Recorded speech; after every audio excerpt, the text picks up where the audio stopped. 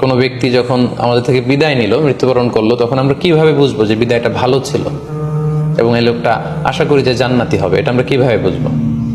প্রথমত বোঝার মাধ্যম হচ্ছে আন-নুতফু বিশ-শাহাদাতি ইনদাল মাউত।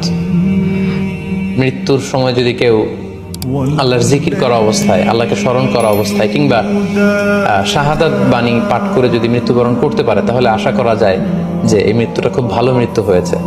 কারণ আল্লাহ রাসূল সাল্লাল্লাহু আলাইহি ওয়াসাল্লাম সুনানে আবু দাউদের এক বর্ণনায় ইরশাদ করেছেন, মান কানা আখিরু কালামিহি লা ইলাহা ইল্লাল্লাহ, যে ব্যক্তির শেষ বাক্য হবে লা ইলাহা ইল্লাল্লাহ এবং এই কালিমাতুত তাইয়্যিবা, এটা পরে যদি কেউ শেষ নিঃশ্বাস ত্যাগ করতে পারে, তাহলে সে জান্নাতে প্রবেশ করবে বলে আল্লাহ রাসূল সাল্লাল্লাহু আলাইহি ওয়াসাল্লাম আমাদেরকে সুসংবাদ দিয়েছেন। তাহলে মৃত্যুর আগে কালিমা পড়ে মরতে পারা এটা একটা সৌভাগ্যের বিষয় এবং এটা একটা ভালো সাইন।